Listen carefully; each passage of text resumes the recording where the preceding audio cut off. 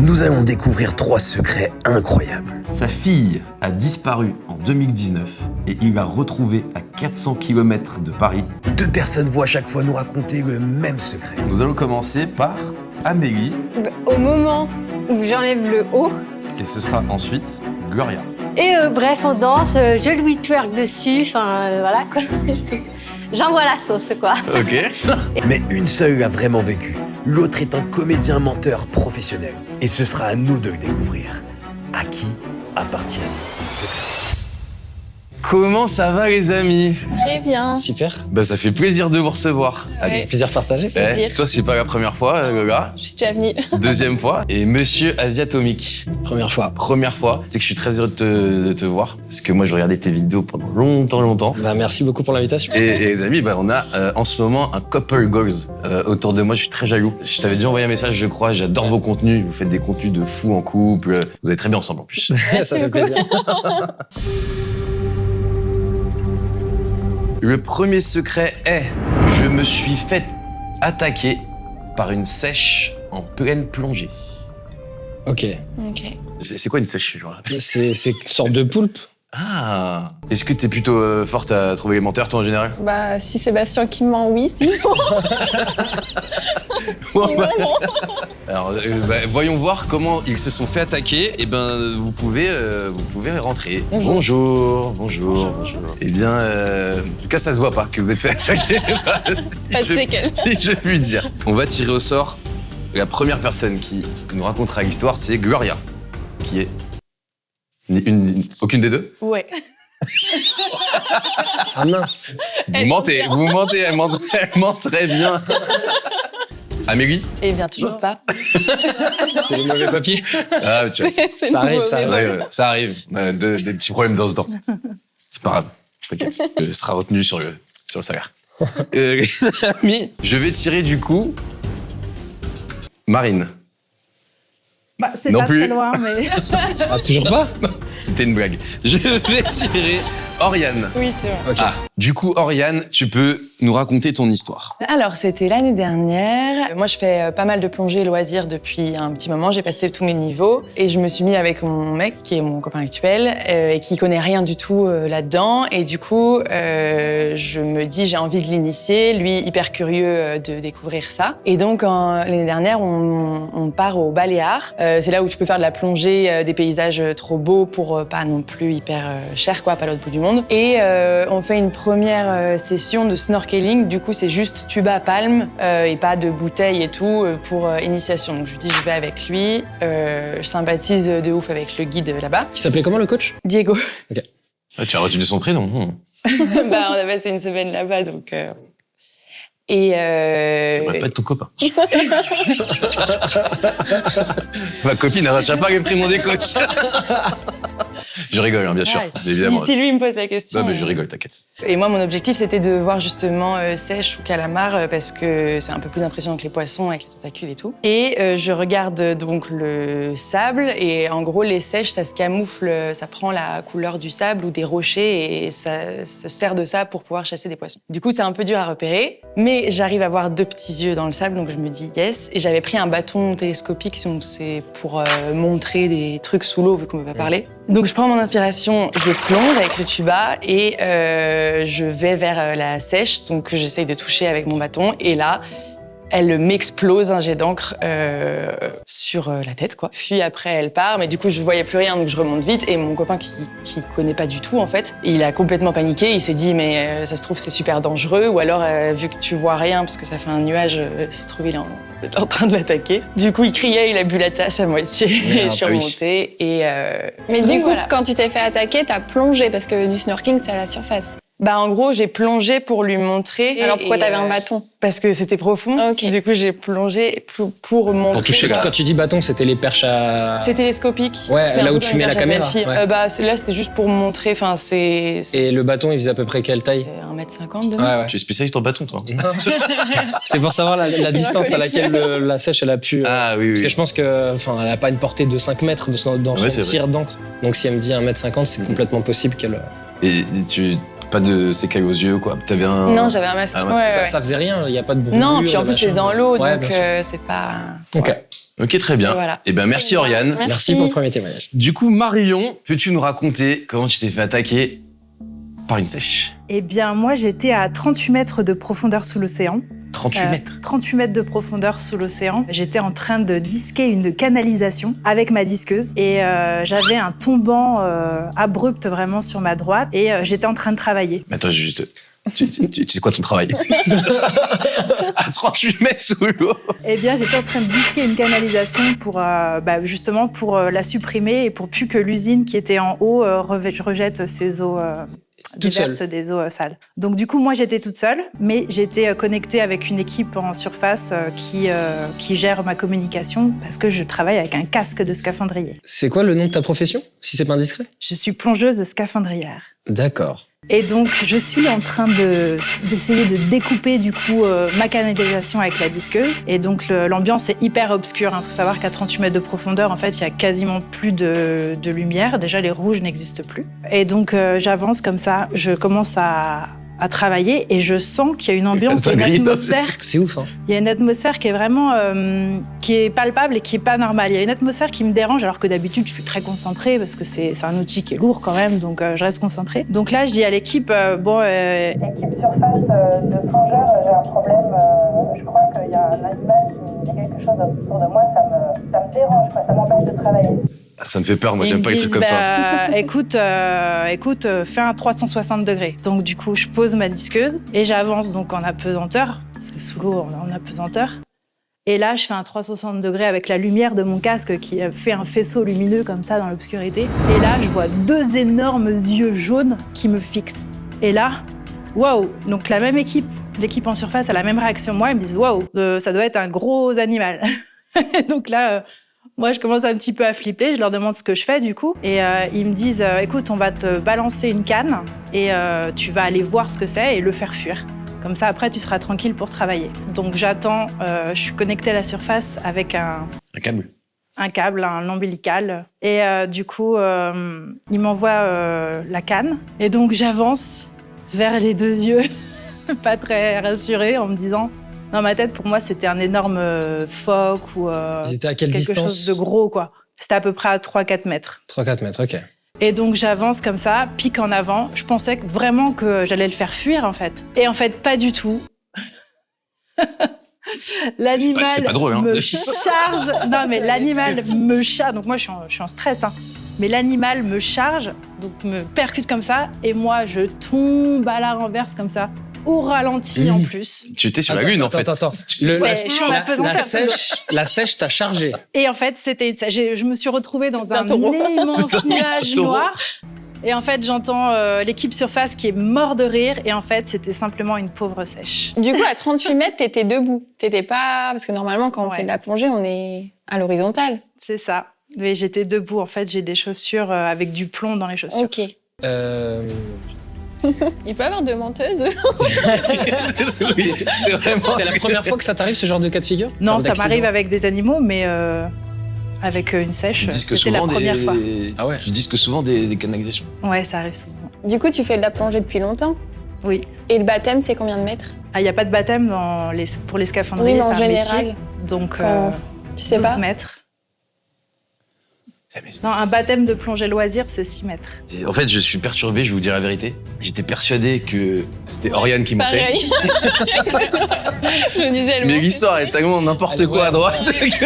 Mais c'est ça le truc. Ouais, mais bon, c'est tellement n'importe quoi que c'est peut-être vrai. Elle éclaire bien ta lumière? C'est une bonne LED. Parce que tu me disais qu'à 3-4 mètres, tu voyais des yeux jaunes, mais t'arrivais pas à distinguer la forme du truc. Non. En fait, les deux, ils voient des yeux comme c'est fou. En tout cas, elles sont très fortes. Hein. Les deux. Oh, c'est chaud. C'est dur. C'est dur, hein. Ouais. Parce que même le Diego, c'était instantané. Ouais. Ouais. Mais souvent, tu te souviens pas du nom de ton guide. Bah, ça dépend. Ouais, non, mais c'est ce que je pense qu'il y a eu un truc avec Diego. Après, je veux pas. Parce que là, enfin, il faut qu'on tranche là, c'est ça? Ouais, bon, on va devoir trancher. C'est moi qui commence. Oui. Oui. Non, regarde. Super. Qui, selon toi... Ah non, à qui, selon toi, appartient ce secret. Je dirais la deuxième, allez. C'est trop fou, donc... Tu penses qu'à 38 mètres avec disquet, elle a vu une sèche? Je sais pas. Ok, d'accord. Asiatomique. Ouais. Ah, je pense que l'histoire qui est vraie, c'est l'histoire de la disqueuse. Parce que l'autre, en fait, histoire, elle est banale. Elle peut être vraie, mais je sais pas, j'ai envie de croire l'autre histoire. Ok. Moi, je change, du coup. Je prends la première. Ouais. C'est parce qu'il a pas souvent raison, c'est ça? Non, mais en vrai, ça me paraît trop fou. Selon moi, c'est Oriane qui dit la vérité. Parce que pour moi, c'est improbable de disquer un truc à 38 mètres de profondeur. C'est trop, pour moi, c'est trop impossible. Désolé, hein, mais c'est le moment de nous révéler à qui appartient ce secret. À moi. Non. Et oui, c'est possible de disquer. Non, c'est vrai. Aussi profond, ouais. Tu es vraiment plongeur scaphandrière. Ouais. Je fais tout type de travaux de construction, d'aménagement portuaire. Tu as jamais vu un mégalodon ou un énorme requin? Non. Donc le truc le plus fou, c'est la sèche ou est-ce qu'il y a eu autre chose? Non, je me suis fait avaler la jambe par un silure. Par un quoi? Un silure. Et du coup, t'as fait quoi? Bah du coup, j'étais en train de lui mettre des coups de poing, d'essayer de... T'as pas eu peur que ce soit un requin, un truc? Non, parce que dans la scène, là, pour le coup... Ah, c'est la scène. Je savais que c'était... Là, je savais que c'était un silure. On sait jamais, hein. Ok, trop cool. On se doute Ça- pas qu'il y a ça des va métiers arriver. comme ça qui Ouais. existent. Ouais, hein. bah ouais. Tu scies sous l'eau comme ça.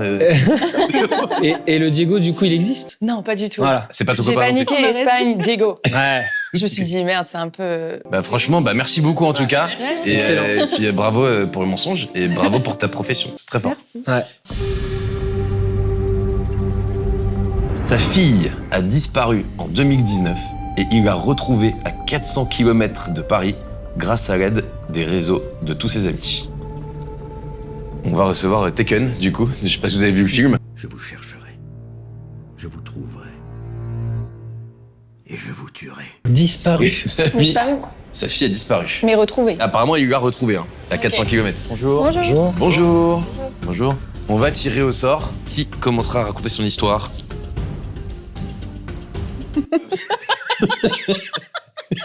Je suis désolé, je n'arrive pas à lire le nom. Béor, peut-être, c'est ça. Béor. Très mal écrit. Très mal écrit. Hein. Je sais pas qui c'est. Béor. Ok, c'est de quelle origine? C'est un pseudo. Ah, c'est un pseudo. Ok, d'accord. Eh bien, ça commencera par Béor et ce sera suivi de Vincent.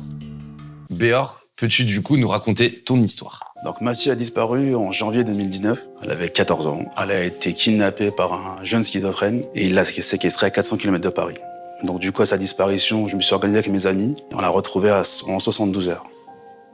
De par là, ça a fait beaucoup de bruit sur les réseaux sociaux. Des autres parents m'ont demandé de les aider. Et à ce jour, en 5 ans, on a retrouvé 150 mineurs disparus. 150. Ouais. Attends, Du même mec, du même Non, schizo. Non. Ah, de manière générale. C'est ouais. toute la France. Ah oui. mais vous avez retrouvé 150 mineurs? Ouais, avec mon collectif. Ah, En depuis 5 ans. cette histoire, vous avez créé un collectif Ah, ok. ouais. C'est ça, et vous avez retrouvé 150 mineurs? c'est ça. C'est quoi le nom du collectif? LDA, L'acronyme, c'est L pour. Ligue des disparus, Ok. anonyme. Mais c'est-à-dire que vous allez chercher en mode avec des armes? Ok. La fille, enfin ta fille, elle a été retrouvée au bout de combien? 72 heures? 62 heures, oui. Et comment t'as fait? On a secoué pas mal de monde. On a enfreint beaucoup la loi afin de la retrouver. On a fait des choses pas très... voilà quoi. Et excuse-moi de demander ça, mais elle était dans quel état? Elle était traumatisée? Traumatisé, ouais. On l'a retrouvée dans une pièce entièrement dans le noir avec... dans une chambre avec des bocaux avec des insectes à l'intérieur. C'était très très sombre. Et elle va mieux? Elle se reconstruit, on va dire. Et elle s'est fait kidnapper comment?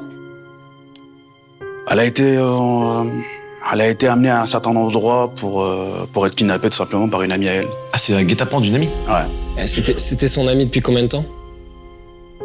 Après, est-ce qu'on peut vraiment appeler ça une amitié? Non, bien C'est sûr. de l'école, quoi. Mais ça a duré. Donc c'était entre guillemets une amie, camarade de classe, Exactement. qui a fini par être dans la complicité de son frère ou je ne sais qui. De quelqu'un d'autre, d'un prédateur. Un D'accord. schizophrène qui était sous cachet, qui était suivi pour une Dinguerie, hein. déficience. C'est sur Paris, elle s'est fait kidnapper pas sur Paris. D'accord. Et on l'a retrouvée à Épinal dans les Vosges. Putain, c'est fou. Ok. Eh bien, merci de ton histoire, Béor. Du coup, Vincent, peux-tu nous raconter comment ta fille s'est fait kidnapper?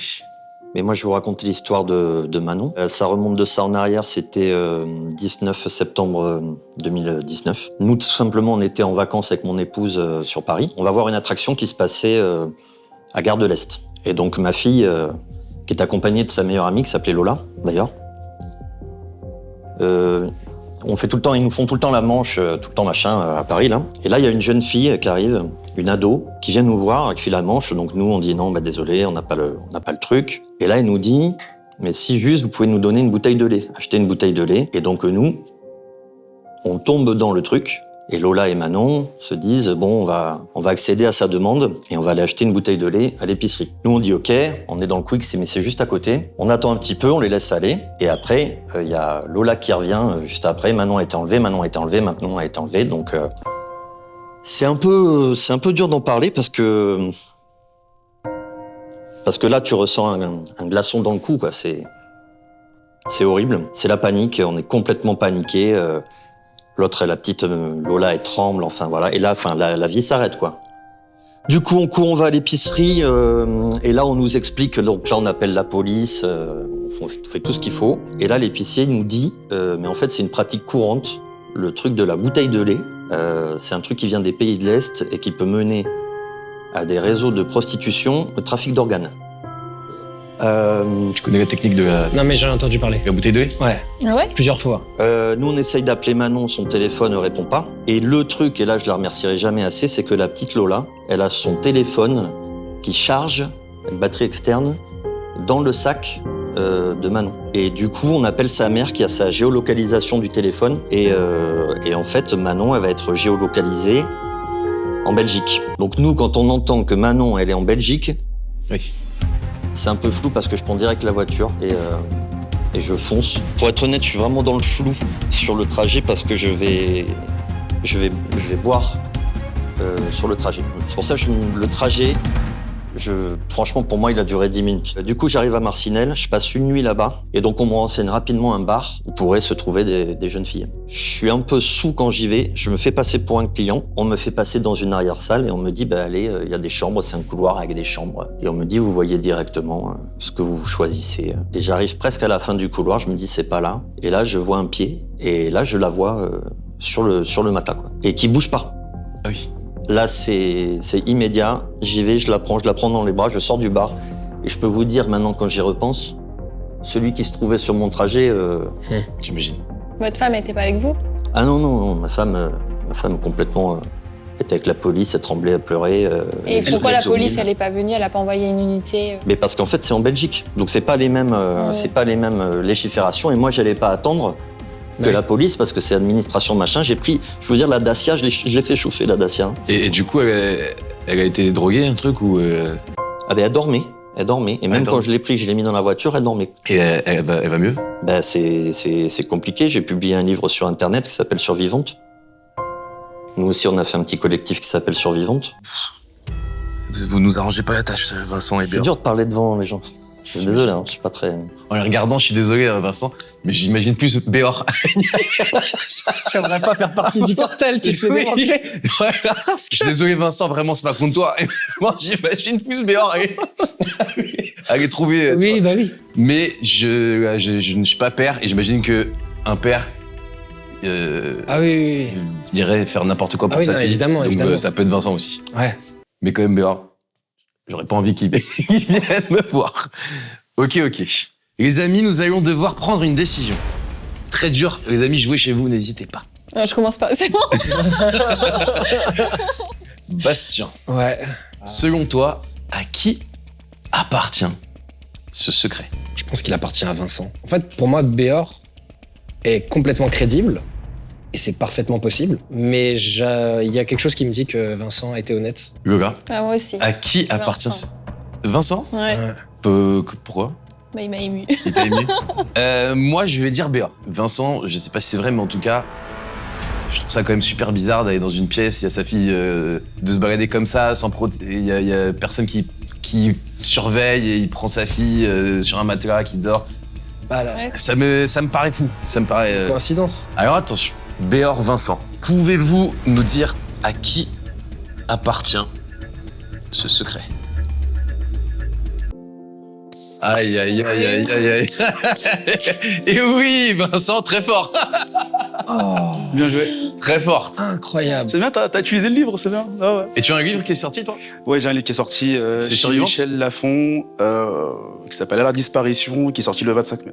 Donc on peut retrouver n'importe où. Ah, j'ai envie de discuter avec lui.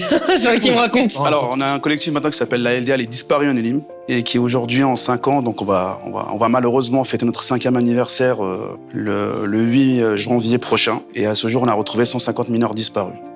Mais tu les retrouves... On est très bien organisé. On est actuellement, on a dépassé les 1600 bénévoles dans toute la France, plus 600 en Europe. Ça veut dire que, imaginons que je connais quelqu'un qui a disparu, un mineur.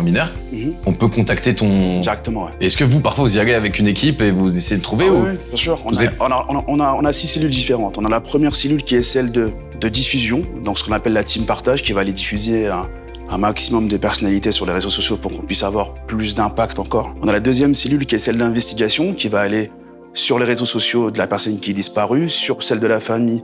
On va aller tout éplucher sur 3-4 mois en arrière pour voir s'il n'y a pas eu des précédents à la disparition. Une fois qu'on a certaines pistes, on a la troisième cellule qui va aller sur le terrain pour aller justement vérifier toutes les pistes. Une fois qu'on a confirmation qu'il y a l'enfant à tel endroit, on a la quatrième cellule qui est celle d'intervention qui va aller sur le terrain récupérer l'enfant. Et après on a la cinquième cellule qui est là du début jusqu'à la fin, c'est la cellule psychologique qui peut prendre en charge la famille au début et qui peut prendre aussi l'enfant par la suite suivant le traumatisme qu'il a vécu. Et on a la sixième cellule depuis 1 an et demi maintenant qui est très importante pour nous, c'est la cellule juridique. On a des avocats, des juristes.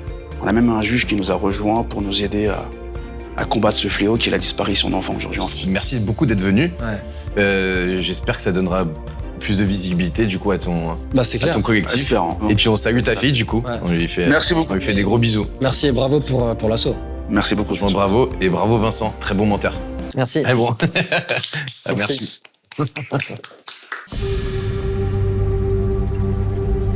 La copine de mon client a débarqué en plein show privé dans le club où je travaillais. La copine de mon client a débarqué en plein show. Donc j'imagine que nous allons accueillir des filles qui travaillent en club. Écoutez, je ne sais pas ce qu'elles font. On va les accueillir tout de suite. Salut. Comment allez-vous? Ça va et vous? Ouais. Très bien. Très joli. Je ne vais pas demander l'avis de Bastien. Toi aussi, tu peux. Ok, nous allons commencer par Amélie et ce sera ensuite Gloria. Ok. Alors, du coup, je suis danseuse. En club? Non, plus en club. Ah, ok. Mais jusqu'en 2000, juste avant le Covid, donc jusqu'en 2019, j'ai dansé en club de strip. Et du coup, il y a plusieurs façons de danser en club de strip. Donc, t'as la danse au salon et t'as les shows privés. Les shows privés, c'est avec, par exemple, vous trois. Si vous payez suffisamment de tickets, on fait un show privé, ça va jusqu'à 8 personnes. Il faut qu'on va ticket des noms tout de suite. Mais il n'y a pas de bar, donc un peu compliqué. C'était combien le prix du ticket? Alors en fait, c'est 3 tickets roses et chaque ticket rose, c'est 80 € pour les shows privés. Tout l'argent va dans ta poche? Non, pas du tout. Ah, pas du tout. Pas du tout. J'aimerais bien. Oui. Enfin, j'aurais bien aimé. Et bon, bref, et du coup, ça se passe hyper bien. Franchement, les 3 gars, ils sont grave chauds. Il y en a un, il est un peu timide, mais franchement, ça se passe hyper bien. Et en plus, ils ont pris un show de 20 minutes. Et là, au moment où j'enlève le haut... Ah, oui, c'est...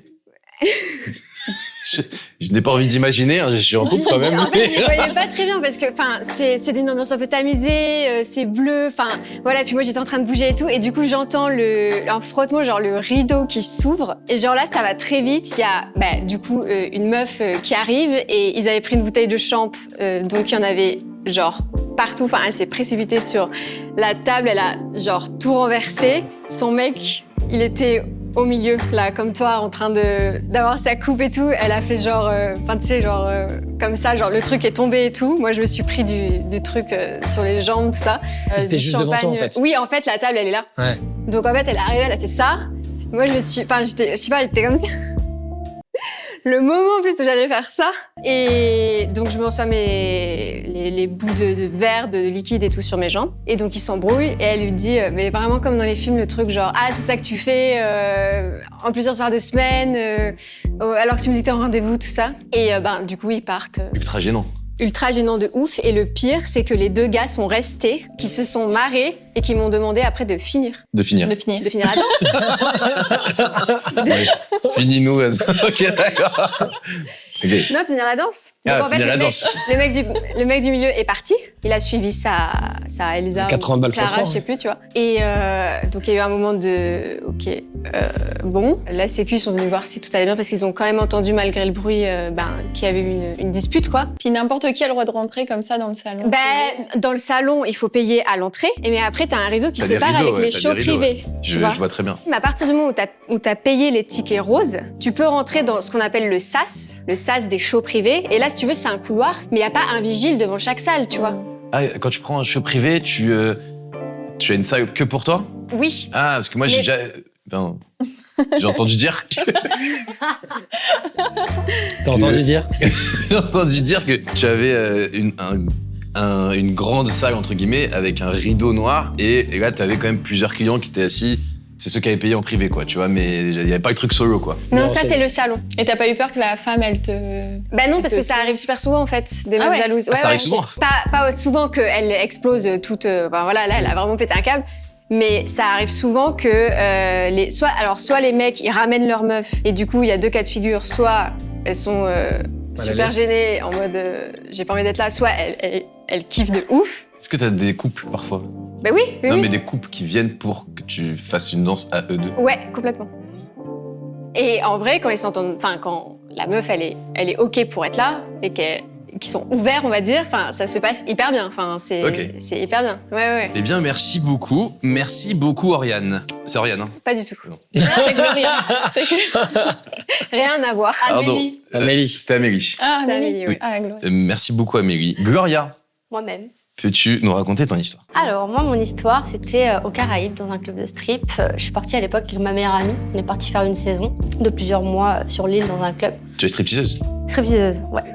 C'est ça. Et sur l'île, j'ai rencontré un garçon avec qui on flirtait, on se tournait autour et tout ça, c'était pas très sérieux. Un jour, il vient me voir au club, le soir et tout, avec un ami à lui. Donc avec ma meilleure pote, on va les voir et tout, on se pose pendant peut-être 45 minutes, 1 heure, on parle, etc.